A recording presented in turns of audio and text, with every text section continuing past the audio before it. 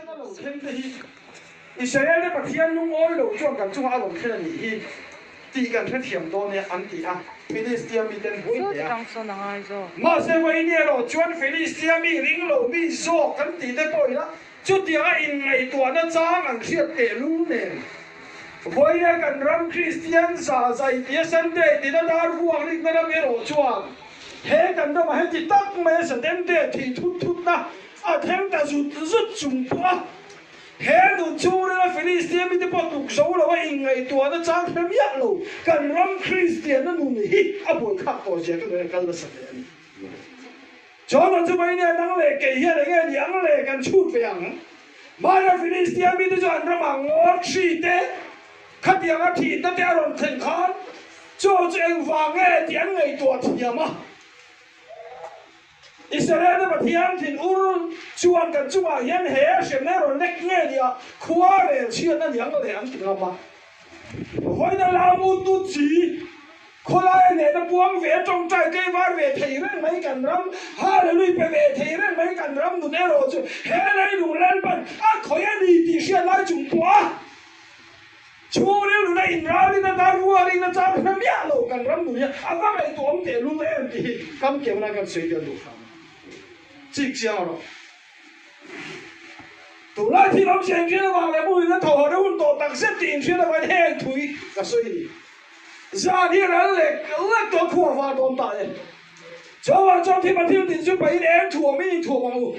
土到忙一摸，就给他忙务怎么样？昨白不土，跟人民那老去错，但是我今天过一点天飞那个船，都来天我们是饮水的话嘞，不用那土那我多当实顶水的话，很土个水的地，我来跟人民那船都来天我们是一个满天土的话。我哋先當俾菲利斯亞領路面能波獨路近咁樣獨立，我哋能嚟嘅嘢羅轉，輕鬆in哪裡能打得你不天發的是天動物，就能說是為難係讓平安把它可呀。係讓你平安把它讓更能明白啊。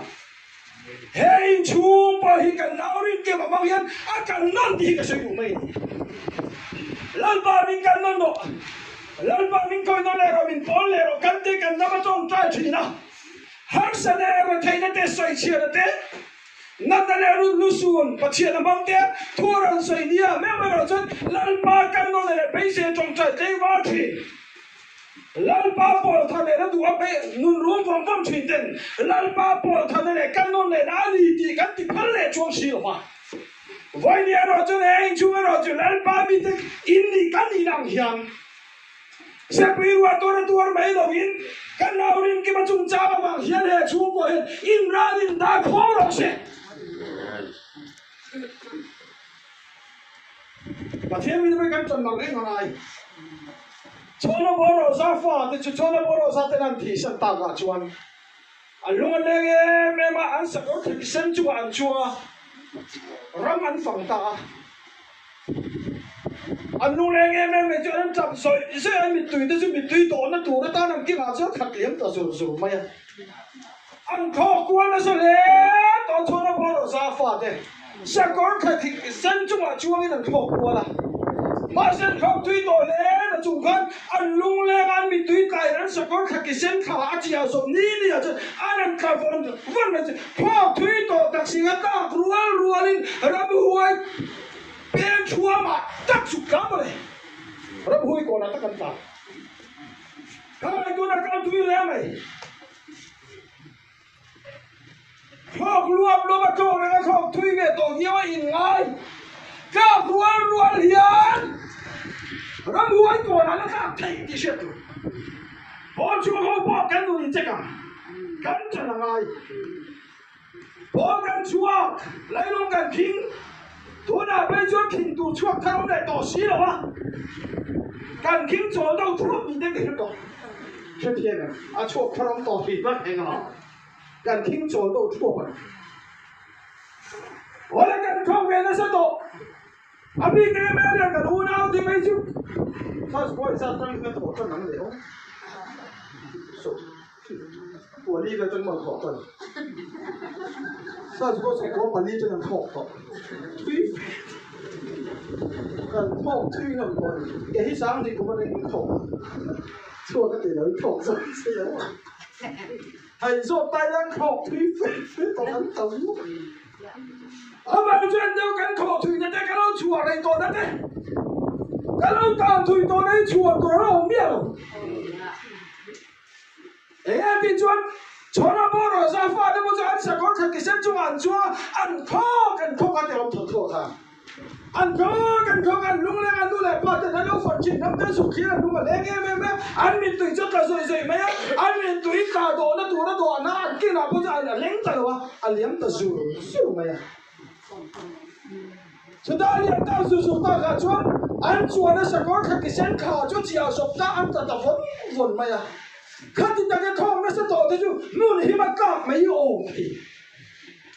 mà xem cả thong cái em xì không anh ăn cao nó chú ra huống cổ nó thật mà vậy chúng ta chia mấy chân sạc rồi chuan ăn sạc rồi cái xem chuan nó cái em về mày là cái lúc nào chuan ram huống còn cả là cái mình xuôi đồ na cái xuôi rồi là cái biển lâu chuan thì anh ăn cao ta chú sao là chuan ram huống xuôi là anh là thằng nó theo lâu phim lâu lắm mà xem đủ rồi răng hôi nó cái này các biển bù phẳng tiết có các biển cho các lô này các lô thiên này rồi cho các ruộng hi sao thằng chơi này rồi tôi mà sẽ được quan số là平了平八单这里都说到呢，中那个说来的啊，多把穿，那这个穿的包子发的老妹妹来喊叫单什么可以先做，啊，看我不方便的老弟弟看看，对呀，这种你我嘞，啊，团这个谁这个？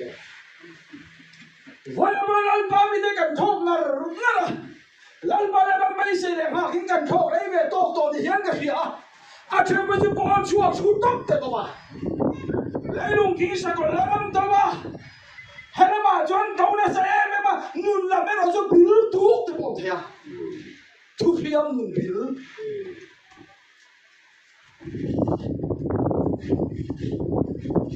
cho quay đi rồi cho anh cảnh phim của nó mà thì anh phát thì thu thu mà cả những khả năng là cái bên chuyện này là nghe cần cả ruột lên muốn hiểm à đi rồi mẹ mà ba bảy nó đủ muốn là chắc chắn cái gì đó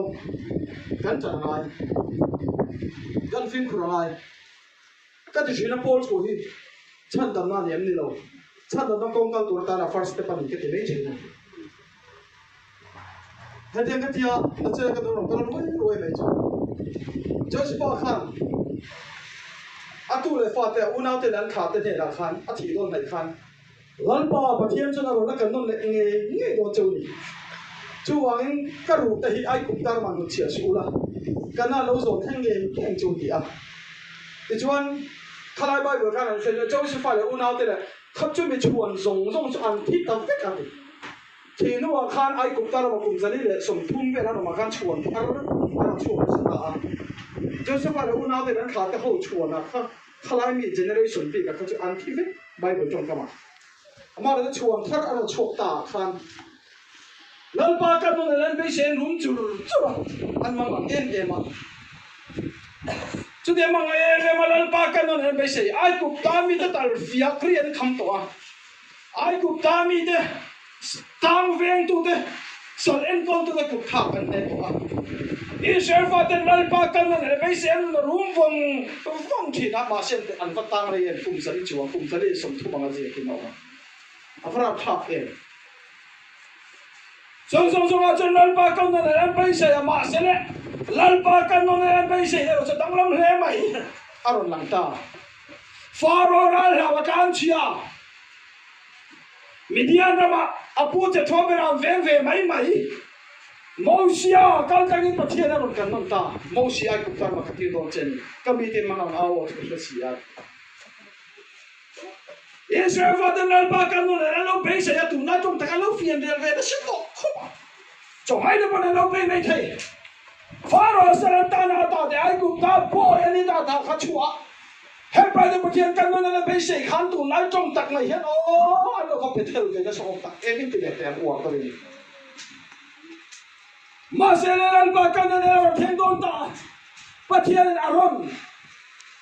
hay là phát cáo yêu nào mà phát mua kia, mau si ai cũng tar malu ta no mai mau si ai cũng tar malu ta lần ba căn non này nó cho mà căn thế là còn thèm đó là gì thì mau si lần soi chạm mày chứ Israel và lần ba căn non này là bây giờ rúm chuyện thế cả ăn oi tao em lên lỗ mày ăn mau si oi thế rồi mau si thì chúng mình trong trong chân tôi chẳng là chuột gì này tôi chẳng là chùa mau xia mà Israel phát cái căn nó là đi chạm mày chú lần ba căn nó là bây giờ hàng lên tập tôi là ôi số tao là mà xe bay buồn xe cả sơn chỉ mặc cái gì ta cũng nói chùa Israel bị bắt tôi rằng ôi ta cái gì ha có mặc cái lần ba căn nó là bây giờ你看mau xia tôi chẳng là chùa mà căn nó là你看ôi rồi phải là bạn hệ căn năm Christian này hệ có về căn sơn ta là ai cũng ta chuột ta sao riêng tôi khai nào mi căn tâm thế mày mà sẽ hệ căn năm này nằm bởi lần ba căn này bây giờ lần ba mình coi nó này rồi phía thì còn căn ngay đi lần ba căn ngay đi thì căn rắm khai nào mi thế là áo phim mà xí là phải là đi Israel phát đến lần ba căn này là ai cũng ta nó na thế đó mà sẽ đi đâu tăng mày mau xia tôi chẳng là chuột mà ai cũng ta phá rồi ra là căn chế về mấy mau xia mà căn nó là đi chia cho nó dùng cái gì khác biệt là khác căn năm Christian có hết đấy bây giờ nãy camping là tang nãy bây giờ làm hôm nãy lần ba mal sống này coi nó này là cái chuyện gì vậy là cái chẳng phải xây lần bây giờ sao căn năm Christian bị làm là Paul bị làm của ông John rồi rồi làm hết lần ba căn này bây giờ hàng cái này mà sẽ lần ba căn này là hôn nó lâu lắmแต่เราไม่ถูกได้กันติดช่วงมั่วเสียตัวจังละช่วงจู่ๆไงมาแล้วขาดประเทศมั่วเสียเนี่ยนะอันนี้เลยมั่วเสียอีดวงจ้วงกันที่สักครั้งเจ้อีมิกาเฮียนก็是这样สี这样的事你可不可以不看จู่ๆ这个มั่วเสียมิกา是这样佛比我就读那个读这个กันติดช่วงมั่วเสียตัวจังละช่วงจู่ๆ这样ไม่ช่วงทุกคนอ่ะตัวตั้งแต่กี่โมงเขาจะจงเต้นนำเต้นมีปุ๋ยเต้นดีอ่ะมาไม่เนี่ยว่าจะเต้นดีกว่างี้แค่กันโซ่รำมีปุ๋ยแล้วปากกันนั่นเลยไปสิไม่มันหาเลยไอ้ข้อนี้น่าจะลงทุนนะมึงน่าจะค่อยมึงเนี่ยบอกตัวยังจะลากชัวเส้นเดียวตัวยังจะลากชัวบอลชัวเขามากันนั่นนี่เจ้าชัวอันน้อยเราอันน้อยนี่อะไรอันน้อยเราเนี่ยเฮ้บอลชัวเขาเป็นอะไรข้อนี้อะไรกับฟิล์มวันนั้นเปลี่ยนไปฟิล์มนี่ใช่ไหม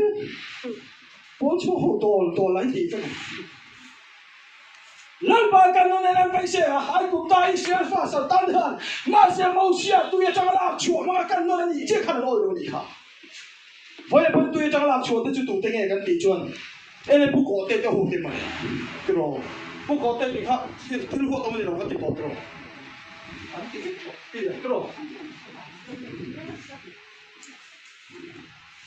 แค่กันเราไม่หุ่นมาสอนกันตัวยังจะลากชัวบอลชัวมันยังกันเราเพียงกับอ่ะข่อยตัวอ่ะกันนั่นตัว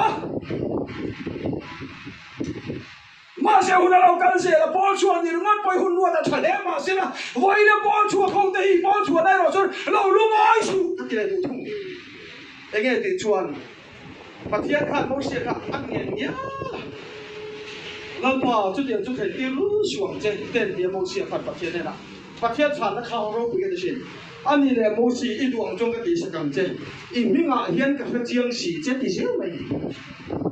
ถ้าติดตักแม่มิงอ่ะด่าเราคุยจะมูสีขาดเองตะคำเราคุยมูสีปีเดียวฟ้าเราฝันวิลาพัวเบมาเย็นดีมีโซ่จงปังอ่ะจนตัวจังหลักชัวเองมาเสฟ้าเราฝันพัวมาเสประเทศเราง่ายทุกขบมาอ่ะอันนี้เลยมูสีอีดวงจงกันดีสักครั้งเจ้อีมิงอ่ะกับเจียงสีเจ้ดีเสียไหมดีค่ะชัวมึงอาเสียเจนะชัวตัวจังหลักชัวดีไว้บนเส้นเดินสาวคนตัวตั้มตะกะตาอัลลักชัวมาสาปอชัวมาสาก็หุ่นรัวแต่นั้นปันมาละส่งขีนะอ่ะมันเป็นที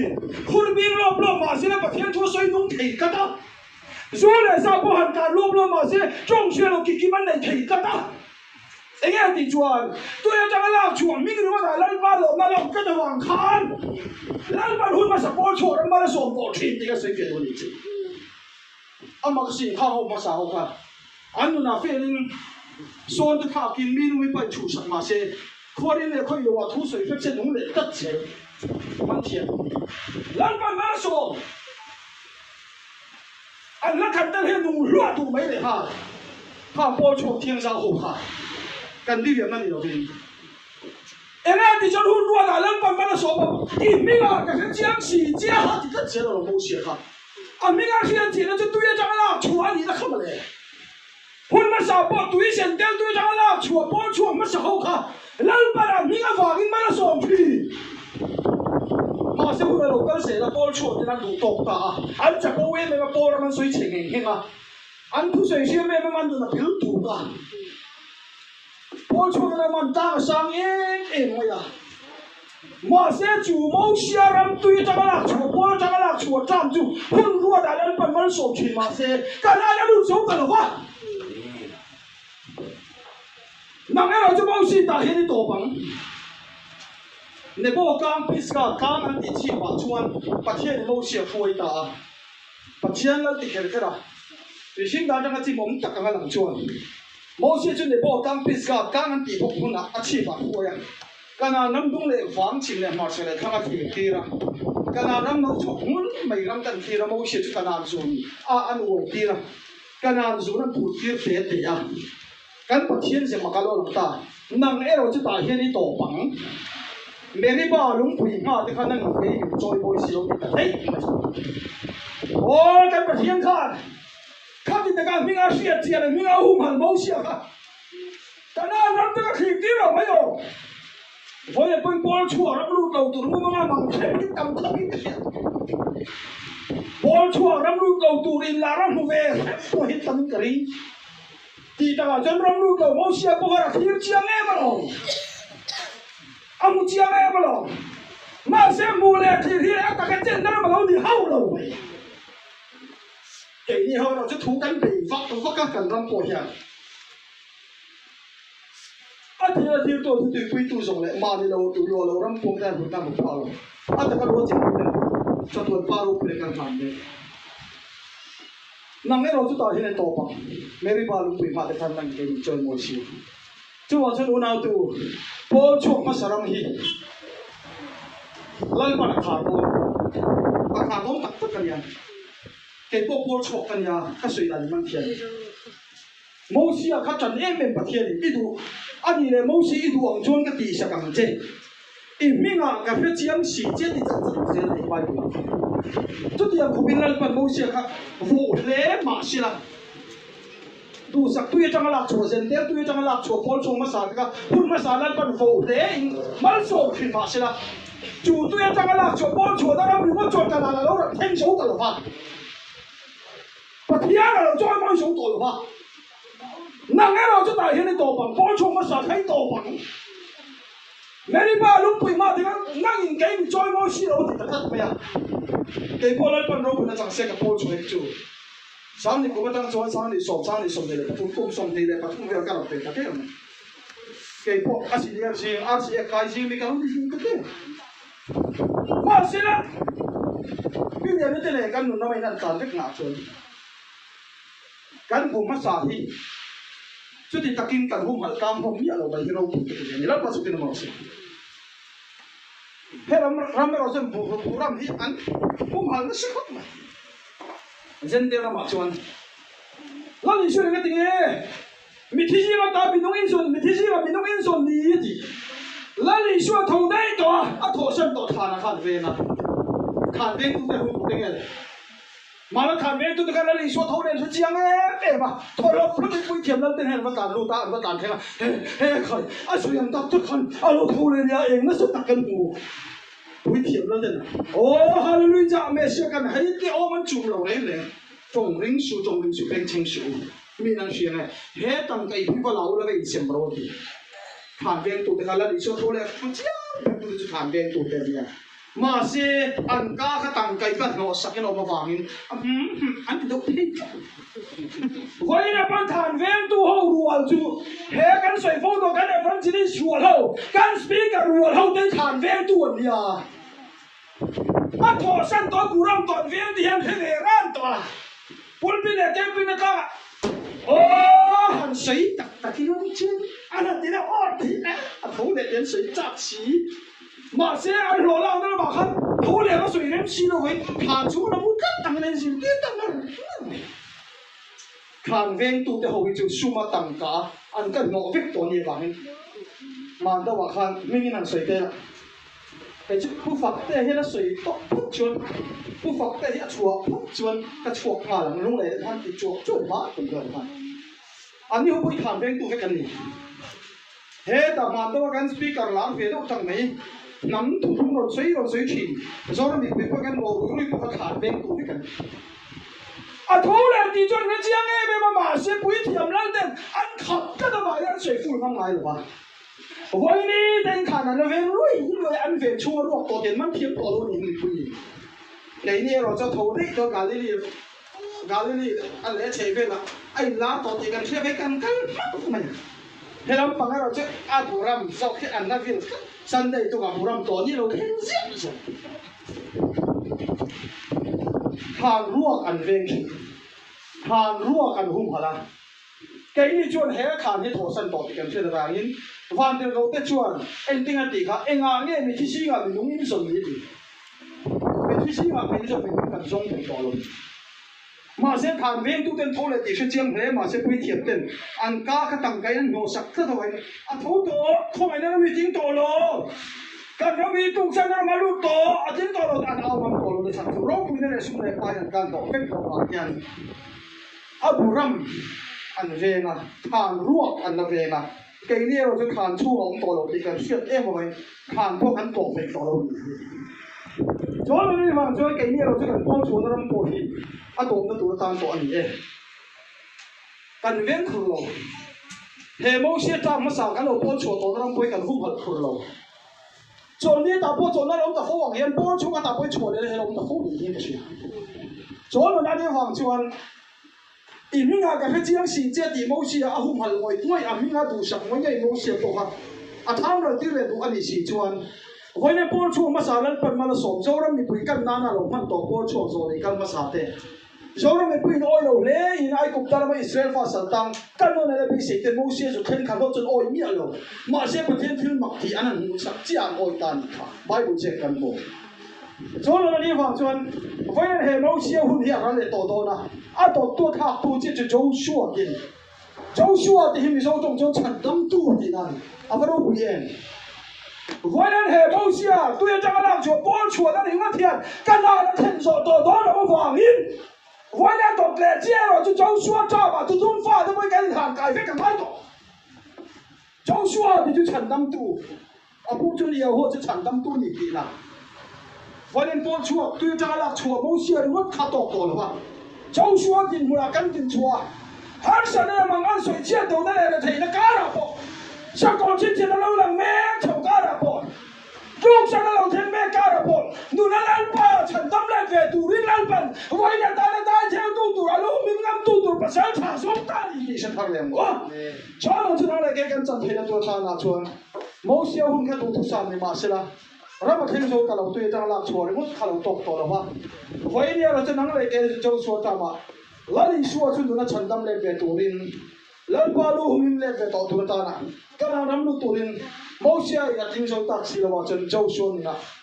lần số nó chân tâm lên về tu lên nặng tên là bảo tàu ta chú mình công an địa phương chân har sơn tâm tắc bộ bạc thiên tên là tàu căng chú mình dùng à bộ chân Krista và các quan ngâm trang ngâm về ngâm một hôm ngâm tí sẽ đi tu lệ ngay khi đi tu mấy điều viên anh ta cái nó chẳng chuộc tu lên lần phần khai lên pasal chân nó lên lần phần cái nó này bộ tu về ta cái vàng lên nắng lệ cái nắng mùi hình hình làm mình thi sinh ta thô rồi thì chân Krista chân đã chuẩn đen ngầm chết thì nó là lần phần nằm tên mình cầu nó để ta mỗi xe thì còn thuê mà xe mỗi xe tôi chẳng là chuột mỗi tiền năm lụt tạc xì đầu vàng lên châu xuân rồi nè chân tâm tôi thì mua cái cái tàu tu lên nằm tên lần phần mình cầu ta thì ha lần ba rồi cũng lần ba chẳng là cái cuồng chuột này lần ba mà chẳng là thu cái tiền đấy cả rồi mình chẳng sắp xếp cái giá ta là không mình sống sắp xếp rồi